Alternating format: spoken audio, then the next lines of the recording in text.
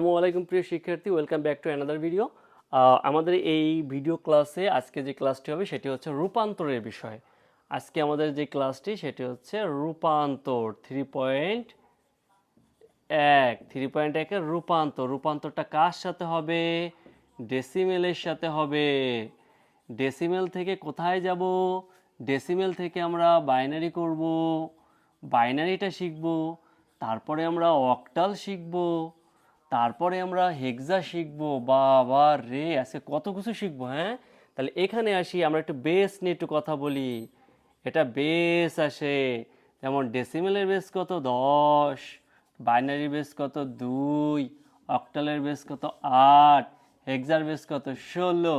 তাহলে শুরু হয়ে যাক আমাদের ম্যাথ করার পালা। ওকে, তাহলে প্রথম পার্থক্যটা হবে বা প্রথম রূপান্তর হবে, লড়াইটা হবে ডেসিমেলের সাথে বাইনারি। কিভাবে ডেসিমেল সংখ্যা বাইনারি সংখ্যাতে পরিণত হয়ে যায় সেই বিষয়টা এখন আমরা দেখব ইনশাল্লাহ। তো শুরু করা যাক। আমাদের কত থেকে শুরু করব? প্রথমে আমরা শুরু করি 9। 9 একটা দশমিক সংখ্যা, এটাকে আমাদের রূপান্তর করতে হবে বাইনারি সংখ্যাতে। তবে যদি একটা সহজ একটা সূত্র আমি তোমাদেরকে বলে দিই, তাহলে তোমরা এটা অবশ্যই করতে পারবে। তাহলে সেই সূত্রটা কি, একটু খাতায় বলে করে রেখে ফেলো, আমার কথাটা পজ করে করে লেখো। যে কোনো সংখ্যাকে, অর্থাৎ কোনো দশমিক সংখ্যা থেকে অন্যান্য সংখ্যা পদ্ধতিতে রূপান্তর করতে হলে ওই সংখ্যার ভিত্তি দ্বারা পূর্ণাংশকে ভাগ ও পূর্ণাংশকে গুণ করতে হয়। যারা বোঝনি, আবারও বলতেছি, দেখো একটা ছোট্ট একটা বিষয় আমি বলে দিই। ধরো এই যে একটা পয়েন্ট, বা আমি যদি বলি যে এখানে আছে 1 2 আর এখানে আছে 0.1 2। দেখো এই যে সেগমেন্ট, এই যে অংশটা, এটাকে আমরা বলে থাকি ইন্টিজার মান, অর্থাৎ কি পূর্ণাংশ। ইন্টিজার পূর্ণাংশ। আর এই অংশটাকে বলে থাকি ফ্রাকশন, FRACTION, ফ্রাকশন মানে ভগ্নাংশ। আর মাঝখানে এই যে একটা পয়েন্ট আছে, এই পয়েন্টটাকে আমরা বলে থাকি র্যাডিক্স পয়েন্ট। হায় হায়, কি কয়, এটা হচ্ছে র্যাডিক্স পয়েন্ট। তাহলে এটা পূর্ণাংশ, এটা ভগ্নাংশ, আর মধ্যবর্তী বিন্দুকে বলে হচ্ছে র্যাডিক্স পয়েন্ট বলে। তাহলে আমি কি বললাম এইমাত্র, যে দশমিক সংখ্যা থেকে অন্যান্য সংখ্যা পদ্ধতিতে রূপান্তর করতে হলে উক্ত সংখ্যার ভিত্তি দ্বারা পূর্ণাংশ সংখ্যাকে ভাগ, ভগ্নাংশকে গুণ করতে হয়। কথার চাইতে কাজে একটু বড় প্রমাণ পাওয়া যায়। তো দেখি আমরা কি করি। দেখো এই যে 99, এটা কিন্তু ভাই দশমিক সংখ্যা। কেন দশমিক সংখ্যা? এর ভিত্তি কত? 10। করতে হবে কি, বাইনারি কত করতে হবে? 2, বাইনারিতে রূপান্তর করতে হবে। তা আমরা এইমাত্র বললাম যে দশমিক সংখ্যা থেকে অন্যান্য সংখ্যা পদ্ধতি রূপান্তর করতে হলে উক্ত সংখ্যার ভিত্তি দ্বারা ভাগ ও ভিত্তি দ্বারা গুণ। তো আসি আমরা এটাকে করি। প্রথমে আমরা করি 9 9, এটা হলো দশমিক সংখ্যা। এখন এই যে সংখ্যা, এই সংখ্যার ভিত্তি কত? 2, তাহলে 2 দ্বারা ভাগ দিব। এই যে দিলাম 2 দ্বারা ভাগ। তো 2 দ্বারা ভাগ দিলে আমাদের কত আসে? আমার সেই আইফোনটা কই? This is my iPhone. তো এই আইফোনে আমার সাথে তো তোমরা ক্যালকুলেটর বের করো, ঠিক আছে? আহ, আহ, এই যে, তো প্রথমে আমি এই যে ভাগ দিচ্ছি 9 9, এর ভাগ দেব কত দ্বারা? 2 দ্বারা। এই যে 2 দ্বারা ভাগ দিতে কত আসে? তাহলে আসে হচ্ছে 49.5। তো এই যে 49 আছে, সেই 49টাকে আমি এখানে নিয়ে আসলাম। আর এই যে 0.5 আছে, এই 0.5 আমি গুণ দেবো 2 দ্বারা। তাহলে আমি এখানে কি করব? 0.5 গুণ 2 কত আসে? 1। তাহলে এই 1টা আমি এখানে বসাবো। আবার এটাকে 2 দ্বারা ভাগ দিব। তাহলে 49, কেটে দিছি। কোনো কথা? এটা আসলে কোনো কথা নয়, ঠিক আছে? তাহলে 49, এর ভাগ দেবো লগেন 2 দ্বারা। তাহলে আসা হলো 24। তাহলে এখানে রেজাল্ট আসে হলো 24.5। তাহলে 0.5 যদি আমি 2 দ্বারা গুণ দিই, তাহলে রেজাল্ট কত? 1। তাহলে আবার এখানে কত আসলো? 1 আসলো। এবার আবার ভাগ দিই, এত বাচ্চারাও পারবে না। 12 দুগুণী 24, হাতে কিছু থাকে না। এরপরে আবার 2 দিয়ে ভাগ দিলে 6 দুগুণী 12, হাতে কিছু থাকে না। আবার ভাগ দিই, 3 দুগুণী 6, হাতে থাকে না। তারপরে আবার 2 দ্বারা ভাগ দিই। এ তো সবাই জানে 2 দ্বারা ভাগ দিলে সে 1.5। তাহলে এই 1 পূর্ণাংশ, তাহলে এখানে বসে গেল। তাহলে 0.5 যদি আবার 2 দ্বারা গুণ দিই তাহলে এখানে আসে 1 চলে আসে। তো এটাকে আবার 2 দ্বারা ভাগ দিই, কিন্তু যাবে না। কারণটা কি?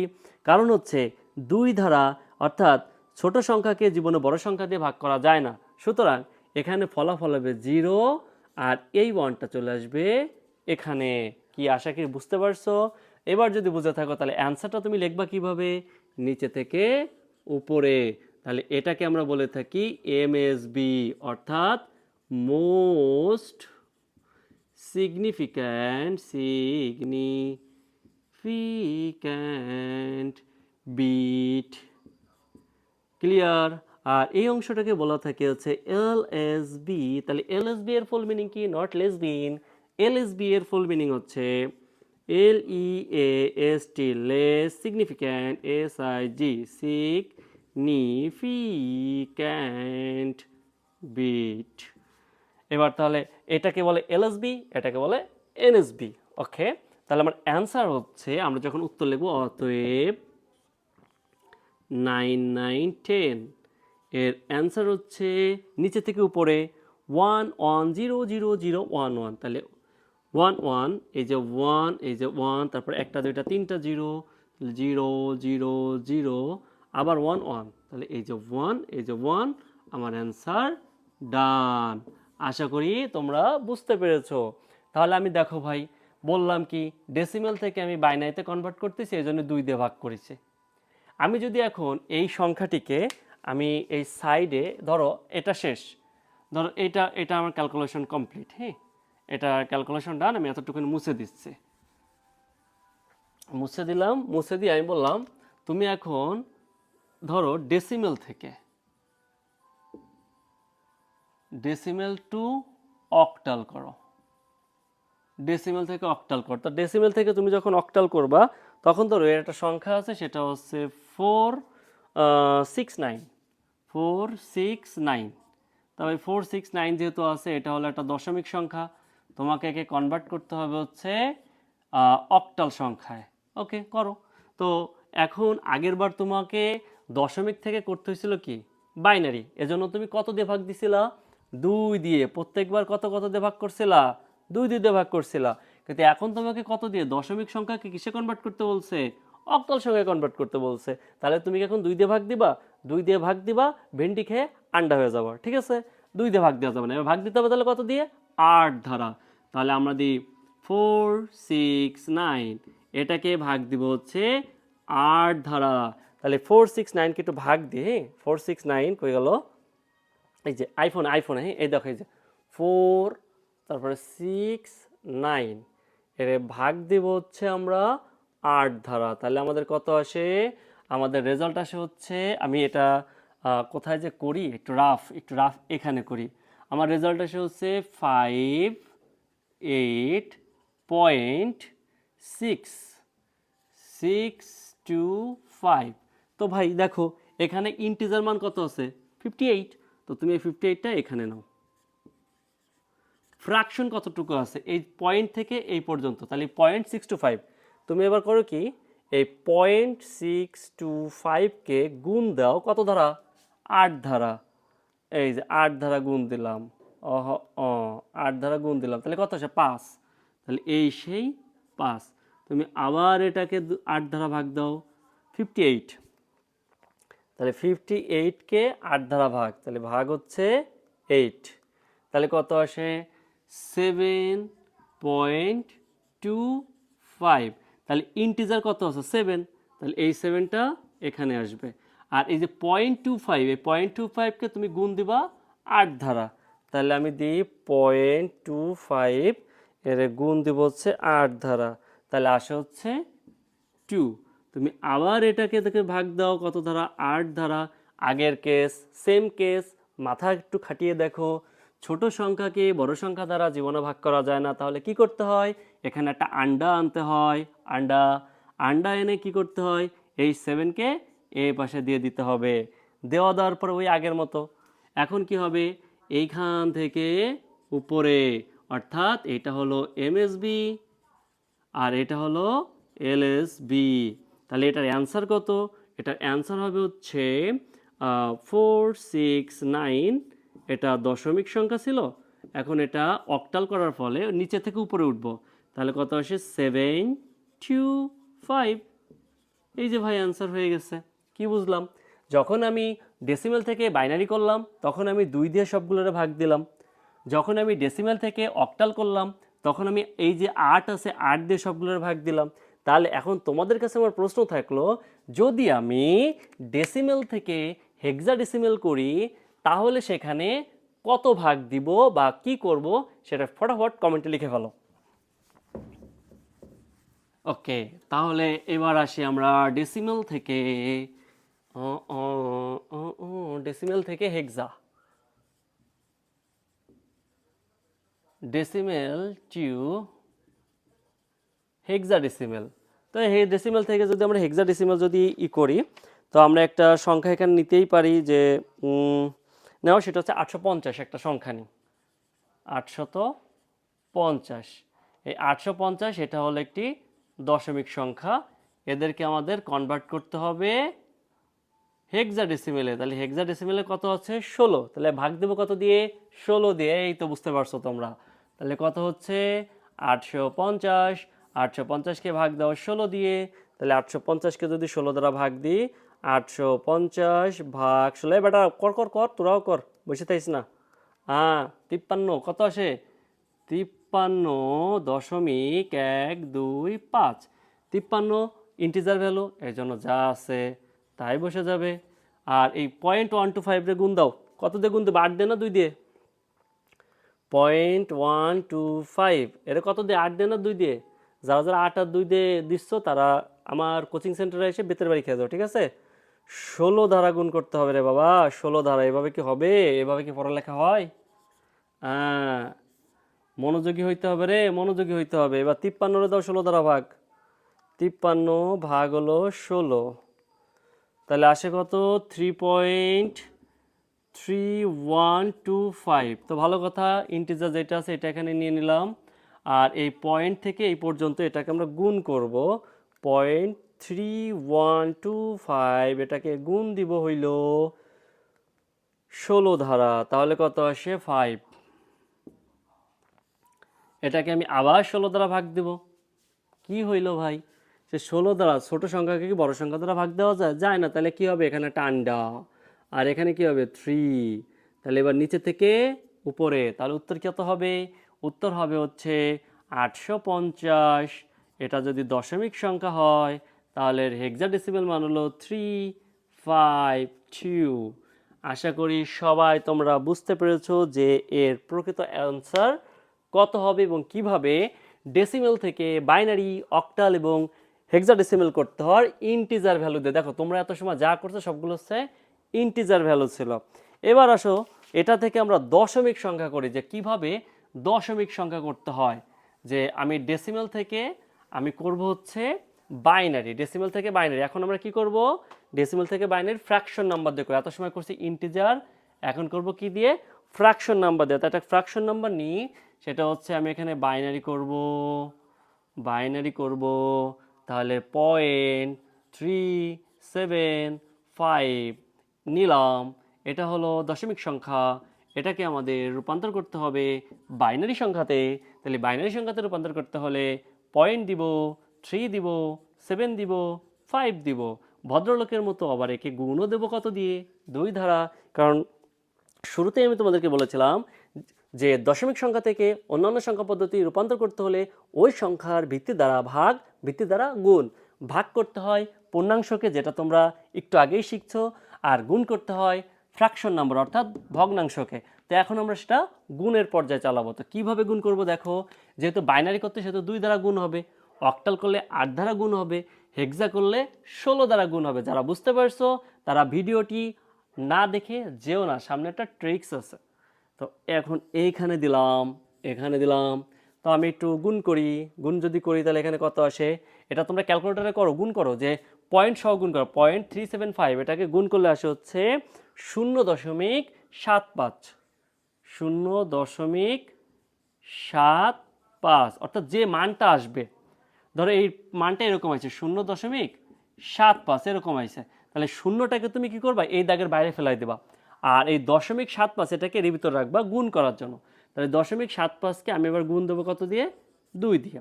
এবার এটাকে যদি ভাগ দিই তাহলে কত আসে, 75 দুগুণ 150, তাহলে আছে 1.50। একে গুণ দেবো কত দিয়ে, 2 দিয়ে। এবার দেখো যদি আমি এটাকে করি তাহলে কত আসে, 50 দুগুণে কত, 100, তাহলে কত 1। এবার 0.00। আমার কি কিছু আছে আর, বা গুণ করার মতো আর কিছু সংখ্যা আছে? আর কোনো সংখ্যা নেই। যেহেতু আর কোনো সংখ্যা নেই সেহেতু এটা আসবে উপর থেকে নিচে। অর্থাৎ ভাগের ক্ষেত্রে যখন আমরা ভাগ করি তখন নিচে থেকে উপরে, আর এখন কি হবে, উপর থেকে নিচে আসবে। তাহলে আমাদের উত্তর হবে হচ্ছে 3.375। 375 এটা 10, এটার উত্তর হবে হচ্ছে 0.011। কি বোঝা গেছে? আশা করি বুঝতে পেরেছো। এবার আমরা করব দশমিক থেকে